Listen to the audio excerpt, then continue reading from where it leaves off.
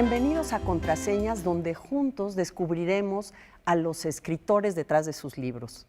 Nuestro invitado de hoy nació en Ciudad Juárez en 1945 y asegura que lleva el desierto por dentro, lo que provocó en su juventud una cierta insolación. Estudió con los jesuitas, iba derecho al camino del sacerdocio, pero la vida le cambió los planes, además de que siempre ha sentido una gran atracción por los placeres heréticos. Considera que es especialmente perezoso para la escritura, pero como tú bien sabes, Rosa, la cantidad de libros que ha publicado desmienten esta idea. Claro. Él piensa que es más difícil deshacerse de un pariente lejano que de un libro entrañable. Creo que tiene toda la razón. De no haber sido escritor, hubiera sido clavadista, buen chofer, mesero. En la cocina es malo para cascar hasta un huevo. En cambio, le gusta mucho la comida japonesa. ¿De quién estaremos hablando?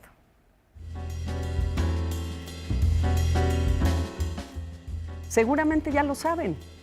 Se trata de Ignacio Solares. Bienvenido. Nacho. Qué gusto. Contraseñas, imagínate qué contraseñas. Qué maravilla.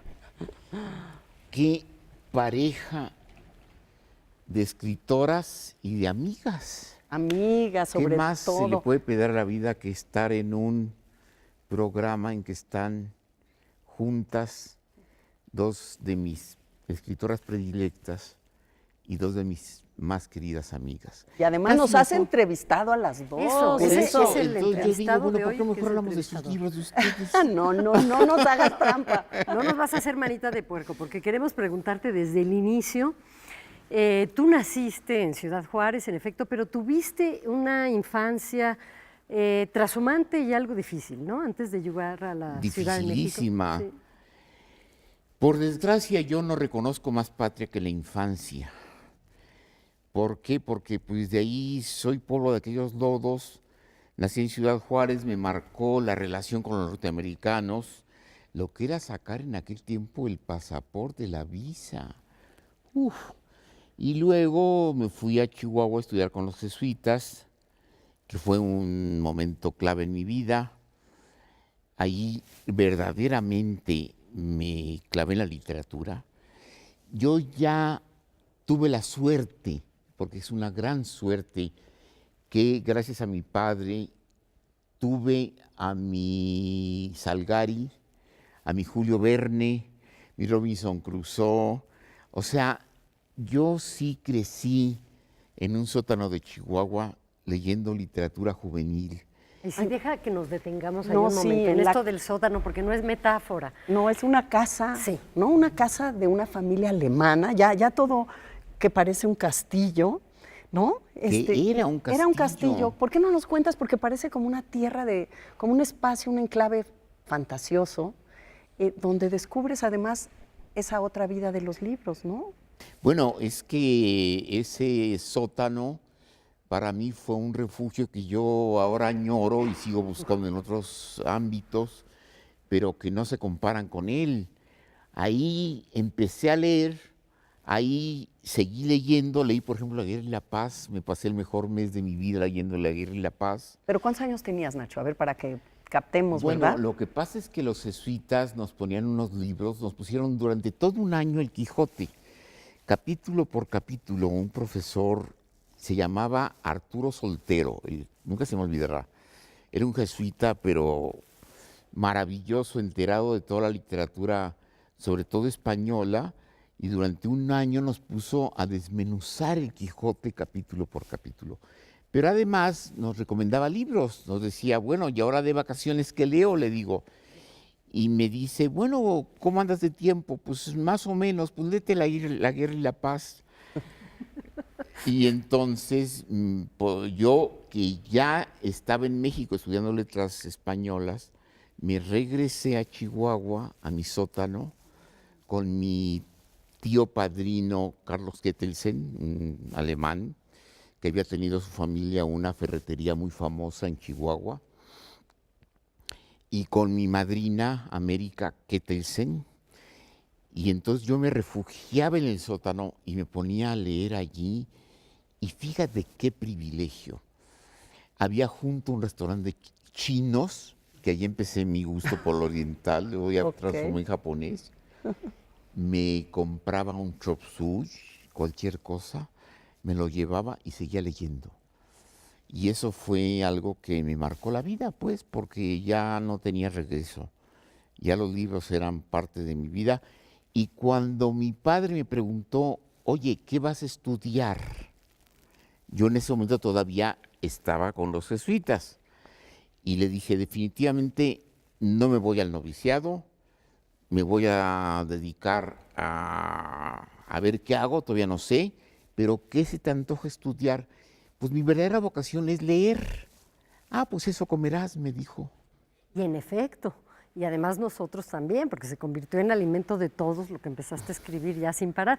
Pero yo quiero ir un poquito antes otra vez, porque tal vez parte de nuestro auditorio no sepa que lo del sótano no es una metáfora, que en efecto te ibas al subsuelo del edificio, ¿verdad? Y que después viviste en una casa muy pequeña, todos muy abigarrados, y esta es una historia que a mí me conmueve, y que tú dormías en el pasillo de esa casa. Por Bueno, lo eso tanto, ya es sí. en México cuando me vine a estudiar letras españolas y mi familia ya estaba en México y entonces en un pequeño departamento vivíamos mis dos, una hermana, otra hermana adoptada, mi papá y mi mamá en una recámara principal, dos huéspedes, que había que tener huéspedes para Claro. sacar para adelante la renta. Por desgracia, mi papá venía de una familia en la cual se aprendió todo menos a ganarse la vida, Era una familia que tenía dinero, que tenía dinero, vino a menos, propiedades.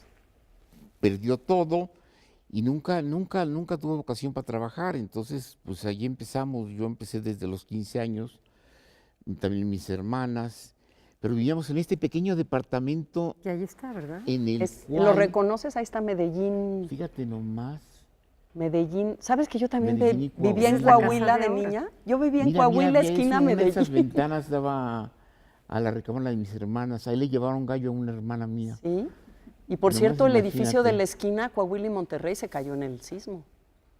Sí, ¿verdad? Es Es terrible, una zona para que que sufrió veas. mucho. Ahí Pero está, Bueno. ahí está la entonces tú puerta. Viendo en el sufrías en las pasillo. noches, pues no sé, que la gente se levantara para algo, Tenía ya un- siendo insomne. de Tenía por sí, un ¿no? huésped, yo, que a veces era un primo, que trabajaba en un restaurante que se llama El Señorial y regresaba al amanecer y no encontraba mejor manera de divertirse que patearme mi pobre catre, porque era un catre que yo tenía, para despertarme a las 3, 4 de la mañana.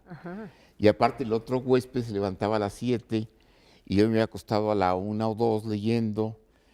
Total que, bueno, ¿Y ahí cómo encontrabas tu sótano, digamos?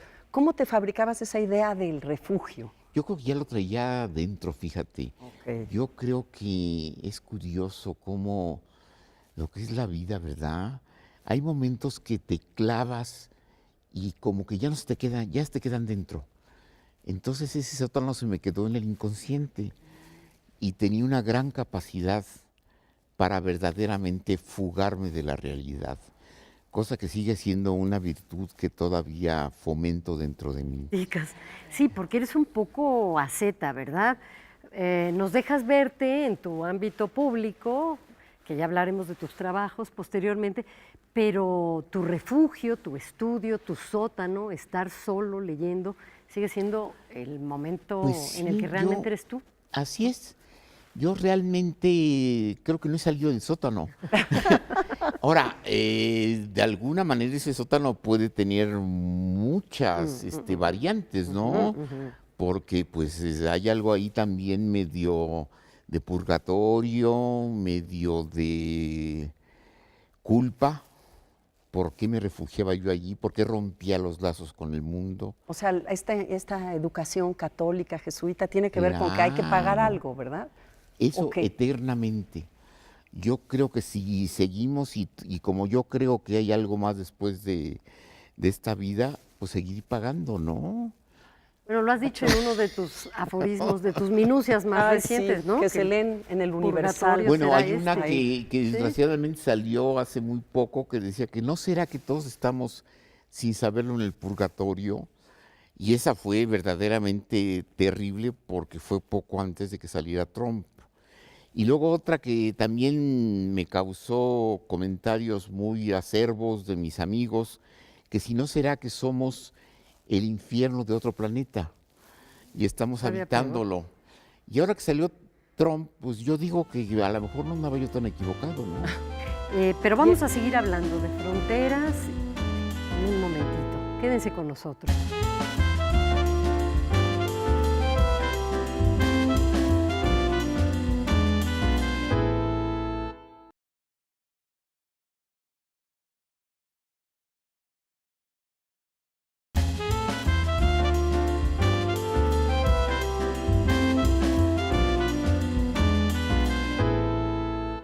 Qué bueno que estén con nosotros aquí en Contraseñas. Estamos platicando con Ignacio Solares, nuestro querido amigo. ¿Y no te llama la atención, Rosa, que la mayor parte de los escritores, incluso quizás nosotras mismas, somos viajeras, nos gusta el viaje, andamos de aquí para allá?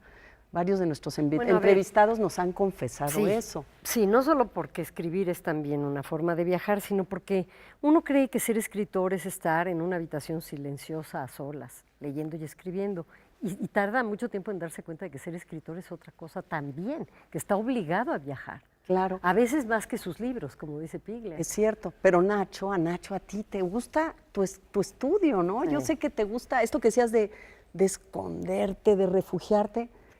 A ti te encanta estar ahí. Sí creo que eso que dice André Breton me parece absolutamente cierto. La literatura escrita o leída es una ceremonia secreta realizada en lo más profundo de un sótano, dice.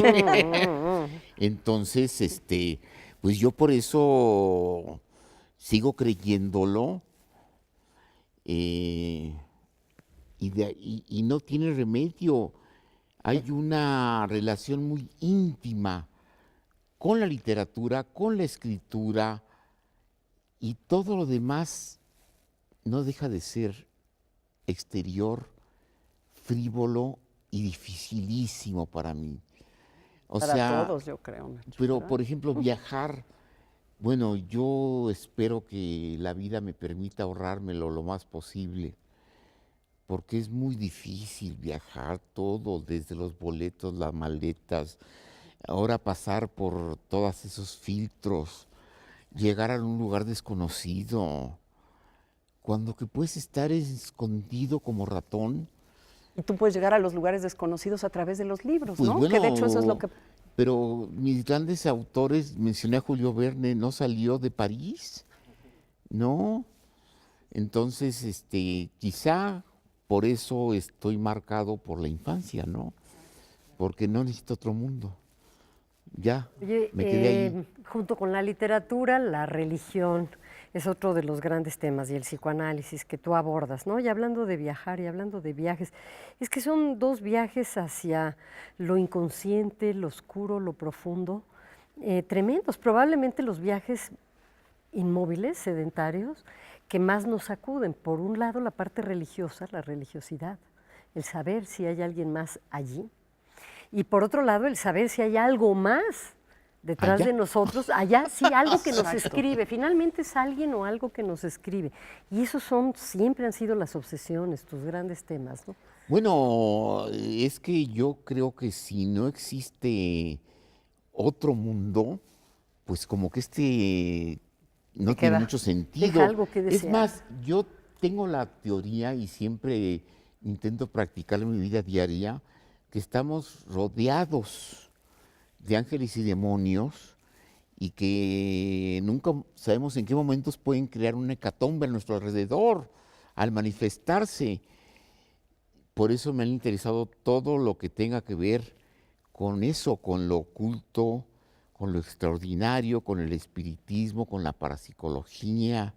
Híjole, porque si no la vida es muy aburrida, si nomás la reduces a esto que estamos viviendo, yo digo, bueno, no valió la pena, ¿no? Oye, y además es muy aburrida. Es que además te visitan los demonios. No hay manera de no... Porque te iba a decir, pero tú los invocas. Es que no hay manera, aunque no los invoques, de que no te visiten, ¿no? De alguna manera, cuando escribes que dices que a mano, a lo mejor ahí estás sometiendo, digamos, en esta idea de algo que pasa con tu interior y este asunto físico de soltar la pluma, pues a lo mejor estás también sometiendo a tus demonios, ¿no? ¿O qué? Sometiendo y a la vez atrayéndolos. Sí. Porque como que la escritura es una manera, por algo uno de mis héroes favoritos era Francisco I. Madero, que era medium escribiente, y él no hizo más que hacer un guión de todo lo que iba a suceder. Piensen que 10 años antes de lo que sucedía, ya su espíritu que lo visitaba le dijo, tienes que empezar a perdonar a quien te va a sacrificar dentro de 10 años. Entonces yo digo que la escritura, una vez que se manifiesta el inconsciente, es muy peligrosa, para bien y para mal. Vamos, hasta la escritura automática que ahora han descubierto los psicoanalistas después de que Jung desde 1912 dijo, es que se manifiesta el inconsciente en la escritura, sobre todo en la escritura automática, cuando dejas de correr la pluma, allí entran los demonios, los ángeles, y pues para los escritores todos los riesgos del mundo, ¿no? Oye, pero a ti es muy interesante que dices que entraste a lo que es la novela de corte histórico a través de este interés por el espiritismo de Madero, ¿no? Pero ahí no puedes dejar que la pluma nada. ¿Cómo es este diálogo que haces con la investigación y la escritura que caracteriza pues, a muchísimas de tus novelas?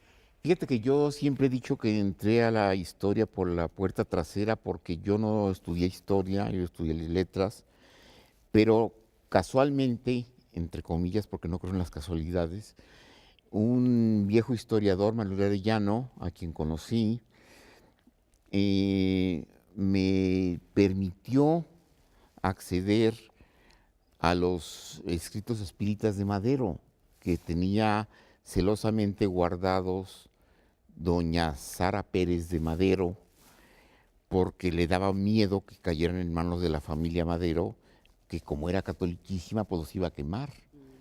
Entonces yo tuve acceso a los escritos espíritas de Madero a mano. Cuando vi eso dije, yo tengo que hacer algo con esto. Por supuesto que lo primero que hizo fue, junto conmigo, sacarles una copia mecanografiada. Ya estamos hablando de hace 35 años, y entonces de allí surgió Madero el Otro. Oye, Nacho, ¿y tú habías tenido relación con alguna reunión espírita antes de eso? No, para nada. Pero te surgió el interés Me después de surgió ver el esa interés. práctica. ¿Por ¿sí? qué? Porque imagínate que hay un escrito espírita en que le dicen a Madero, fuiste elegido por el Señor para realizar una revolución en México y vas a derrocar al tirano y has de saber que vas a ser sacrificado porque solo tu sangre fructificará esa revolución. Cuando yo leí eso 10 años antes de que empezara la revolución, Madero todavía se revela. Dice, yo lo que quiero es ser un místico, hacer retiros en el desierto. Pero ya estaba escrito, ni modo.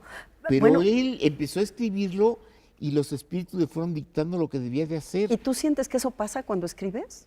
Ay Dios, conmigo espero que no. No, ¿No? yo simplemente, pues como que traduzco. es lo mismo.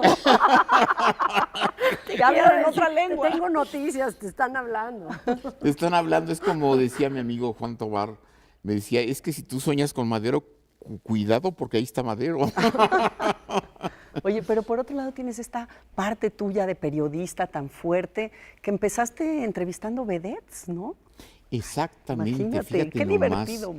Digo, es que no encontré mejor manera de ganarme la vida que estudiando letras españolas y por supuesto no me iba a ir a una oficina.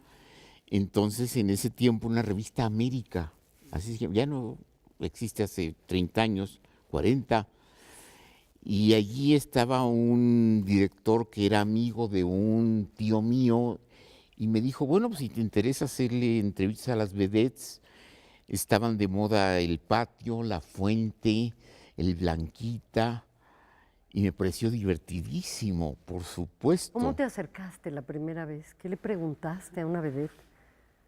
¿Qué les pregunté? Fíjate ¿Te que pones a todavía dieta? hay algunas así entrevistas que yo digo, Dios mío, porque yo venía con los jesuitas, entonces para mí era pecado.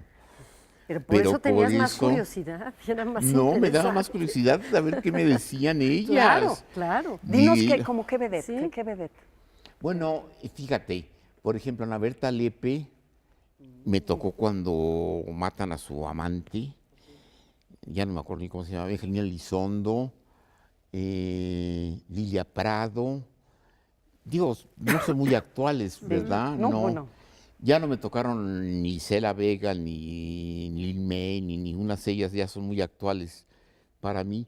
Pero todas ellas yo pues les preguntaba sobre su vida privada y naturalmente me metía Te invitaban como a formar parte de ya en ella. ese tiempo leía mucho de psicología, entonces Ajá. les empezaba a preguntar sobre por qué se habían metido a ese ámbito, qué culpa les creaba el enseñar las piernas más otras cosas. Ay, Nacho, deberías recogerlas y Claro. las queremos leer, ¿no? Pero No, con pues ese sí. subtexto, el del sacerdote que se perdió la Iglesia Católica y que entrevistaba. Hubo un comentario de una de ellas que está en la entrevista, Lidia Prado, que me decía, es que cuando me entrevistaste, me mandó una carta después, me decía, solo te faltaba la Biblia. Y sentí que estaba junto a un sacerdote. Pues sí. Por supuesto, era yo de mi ingenuidad, pues ya te imaginas, a los 20 años, por suerte, entré muy pronto a publicar al Excelsior, ahí fue donde me salvé, porque a los 21, 22, ya estaba yo en Excelsior y ahí fue mi salida, porque entonces ya empecé a hacer reportajes más en serios, me fui al Castillo de Drácula, por ejemplo, que ya es más en serio, me fui a hacer reportajes especiales, me fui con Octavio Paz a Plural, me fui a Revistas con Leñero, me fui al Diorama de la Cultura, donde estuve 5 años. Cambia. Claro. O sea, mi carrera de periodismo, no sé si para arriba, no sé si fue ascendente o descendente. Si me preguntas ahorita qué hubiera preferido seguir entrevistando vedettes, a lo mejor me hubiera quedado allí. Por lo pronto era más divertido Ay, que trabajar con seguramente. Octavio Paz, seguro. Pero gracias a haber trabajado con Octavio Paz, pudiste después tener el Diorama de la Cultura, que era el suplemento más importante de México, ¿no? Exactamente, fíjate nomás Gracias qué a ese curioso. desencuentro. Y fueron 5 años maravillosos. Pensé que yo me quedaba allí y era mi trabajo ideal. Era verdaderamente para mí un privilegio poder dirigir ese suplemento. Y bueno, pues ya me quedé en el periodismo cultural, que repito que no dejo de añorar a las vedettes. Por eso has algo dejado- tienes que no has- hacer No has con dejado el ellas. periodismo cultural tampoco, porque has dirigido suplementos, los suplementos más importantes de este país. En algún momento los has tocado, o haciendo entrevistas a Buñuel, en fin, Sí. a grandes autores Claro, y grandes o la de García figuras, Márquez que te decía que, Sí. que por favor no lo entrevistaras, que lo ¿verdad? dejaras escribir. Bueno, a Borges, a Borges, todos. claro. Pero también has seguido al frente de estas publicaciones pues imprescindibles, ahora a cargo de la revista de la La Universidad, que Bueno, yo creo que es la más antigua, uno ¿no? de mis mayores orgullos fue que tomé, por ejemplo, México en la Cultura, cuando me lo heredó José Emilio Pacheco, fue el último, y luego ya lo tomé yo. Y luego de ahí también brinqué ya a la revista de la universidad. Bueno, fui coordinador de difusión cultural y luego me quedé con la revista de la universidad donde aún sigo. Ahí sigues, para fortuna de todos. Yo no quiero que se nos vaya el tiempo sin que mencionemos, bueno, primero que ahorita está circulando, después de 25 años de publicada, La Noche de Ángeles. Que a mí me Nomás. parece Dijo que una es un maravilla librazo. de libro, porque Sí. además Felipe Ángeles, un gran personaje, y cómo lo tratas es una maravilla, ¿no? Además es una ventanita de luz, es una esperanza, ahora que mencionaste, pues lo del triunfo de Trump, que sigue extrañándonos y nos va a seguir extrañando durante mucho tiempo a los mexicanos, cuando menos, el que haya existido una figura como Felipe Ángeles, un idealista de ese tamaño, ¿no? Imagínate, cuando estuvo en Nueva York, que se iba con los indocumentados porque tenía fobia a esos grandes edificios y a todo lo que imperaba de dinero y de poder y todo, y decía, qué horror, esto es el infierno. Fíjate que si uno quería a Felipe Ángeles, ya a uno le gustaba el personaje, después de La Noche de Ángeles es absolutamente entrañable, ¿no? Es como alguien muy cercano que ya nos dejas puesto, y nos dejas puesto un episodio de la historia muy importante. Y ahorita que estábamos hablando de Trump, tu libro La Invasión, que fue traducido al inglés y Fíjate muy bien nomás. recibido, ¿no? Lleva 3 ediciones que yo no lo entiendo, porque además el prólogo de Carlos Fuentes pues subraya que fue no una guerra con Estados Unidos, es absurdo decir que México estuvo en guerra con Estados Unidos, fue una invasión. La única, ¿verdad? La única invasión, así como tengo otro libro que se llama Columbus, y perdón que lo mencione, porque es la única invasión que hemos hecho, que se ha hecho en la historia de la humanidad por tierra a los norteamericanos, y Villa le daba mucho orgullo de decir, fuimos nosotros los mexicanos los que invadimos Estados Unidos por tierra, soltando bala y gritando mueran los gringos. Yo creo que tú nos das mucha luz sobre también estos dilemas de nuestros héroes o de nuestros grandes personajes de la historia a través de, bueno, esa frontera, como tú bien dices, que es la novela, este permiso para entrar en la luz y la oscuridad de los personajes, ¿no? Las decisiones, los momentos. Yo creo que además de leer tus cuentos, que son otros temas, aunque el tema histórico también está ahí, yo creo que una manera de revisarnos a nosotros mismos y nuestro pasado para pensar el presente y por qué está pasando lo que está pasando ahorita, quizás por qué está Trump ahí, ¿verdad? Para No terror mames. nuestro. Bueno, yo creo que es fantástico leer México a través de tus novelas. Y lo peor es que ya se nos acabó el tiempo. Ya no hablamos del ciudadano Kane, que sabemos que es un personaje importantísimo y personaje admirado favorito. por ti. Tendremos otra conversación en algún momento, ¿no, Nacho? Y sobre todo invitamos a los lectores y a los futuros lectores, a quienes no se han metido todavía a escudriñar en los recovecos de la historia, que lean a Ignacio Solares y que sigan a través de las publicaciones que ha tenido, que ese es un trabajo que a mí hasta se me antojaría, ¿no?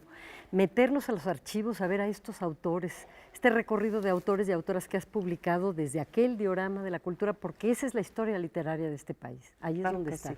Tú la has compilado. Bueno, Nacho. pues ante todo, qué gusto, muchas gracias. A ti. Y qué privilegio Al estar contrario, con ustedes. gracias. Los esperamos la siguiente semana aquí en Contraseñas. No nos abandonen.